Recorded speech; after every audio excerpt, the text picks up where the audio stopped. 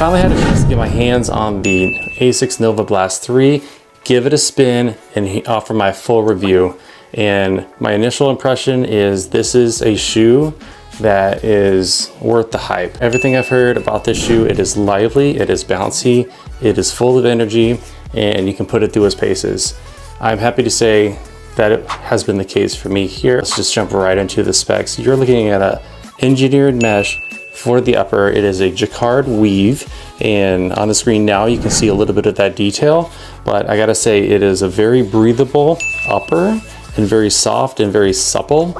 And then a quick mention about the laces. These are some very interesting laces in that they are slightly elastic and they feel like almost like a jersey knit, like an old t-shirt, but like in a good way. So I'm pretty happy with that here. The tongue, if you can see here, has been modified from the previous iteration. Previously, it sounds like the tongue was kind of an issue with it slipping around. I did not find that to be the case here. In fact, on your screen now, you can see when I was lacing up, it almost had a little bit excessive material. But once I got running and once I got things locked down, that seemed to kind of disappear. In fact, I will say that the lockdown on the midfoot with the combination of the laces and the upper, as well as the tongue here, felt good. I saw in some cases that people were having issues with the tongue kind of slipping down inside the shoe. That was not the case for me today. The midsole material, you're looking at an FF Blast Plus midsole. It is ASICS very lively, very resilient and energetic foam. And you got 31 millimeters of FF Blast Plus in the back and then 23 millimeters in the front for an 8 millimeter drop of that FF Blast Plus foam. That is a decent amount of cushion under step to get you going. Fairly decent drop for a shoe. So you're gonna have that pitch forward effect, that pitch forward feeling. And I'll get into the ride here in a second. Coming in at 8.7 ounces for a men's size 9. This is a men's size 11 and my scale broke upstairs, so I don't actually know, but just in the hand, it does feel quite lightweight and it almost disappears underfoot as you're running as far as it feeling heavy at all. It really doesn't. It almost just kind of blends with your foot as you're going along. Here's the outsole. You're getting just the right amount of rubber here. This is the AHAR material. This is an AHAR outer material, not the AHAR Plus, which you're going to find in other models. This has been designed by ASICS to offer resiliency and longevity, durability for the long term. You're getting just the right amount of rubber.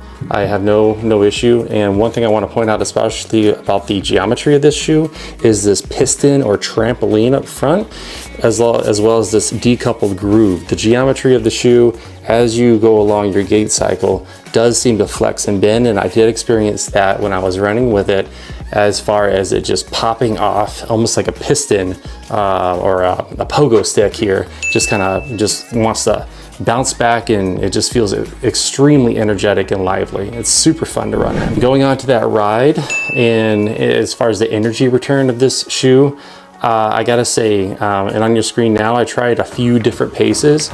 It did very well at like a medium to slow pace, but it really seemed to shine anytime I would really kick up the gears and really try to speed up in this shoe. I will say that I tend to want to do like a midfoot stance or almost a forefoot as I'm running along, especially at those high speeds. But you can kind of see where the action happens here is at the front of the shoe. I would say if anything, I was landing more towards the middle and during those paces, and I just felt like it was just shooting me upward. This foam was not very compliant or elastic, but it was very resilient in that it wanted just to continue to push back. Any energy that I gave it, it wanted to push it right back.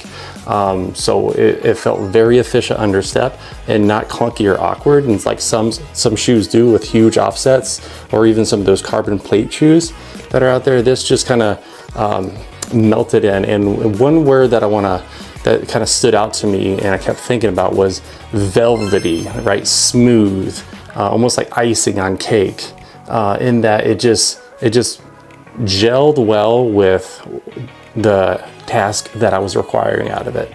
I will say that. So very good job, ASICS. I do want to point out this heel counter. It's actually quite rigid.